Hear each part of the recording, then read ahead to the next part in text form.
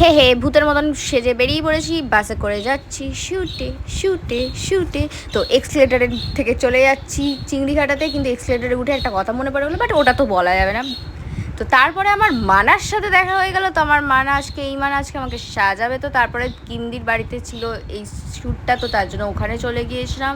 তো দেখো আমার মুখটা কি চকচক চকচক করছে, কি মজা কি মজা। তারপরে এই মানার সাথে আমার ফাউন্ডেশন নিয়ে ঝগড়া হয়ে গেছে। ও আমাকে বলছে আমাকে নাকি কালো সাজাবে। তুমি বলো, তোমরা বলো আমি কি কালো বলো। তারপরে ও কিপটেমি করছে ফাউন্ডেশন নিয়ে। দেখো কত অল্প একটু ফাউন্ডেশন দিল পুরো মুখটাতে, কিন্তু আমার মুখটা সাদা হয়ে গেল হুট করে। আমি নিজেও অবাক হয়ে গেলাম। তারপরে দেখো আমার মুখটা কি সুন্দর চমকাচ্ছে। আমাদের জীবনে যাই থাকুক না কেন, আমাদের মেকআপ করলে আমাদের ফেস কিন্তু খুব ভালো করে চমকাবে। তারপর আমার চোখটাও ও চমকে দিচ্ছে। আরে বাস, কি হচ্ছে ব্যাপারটা।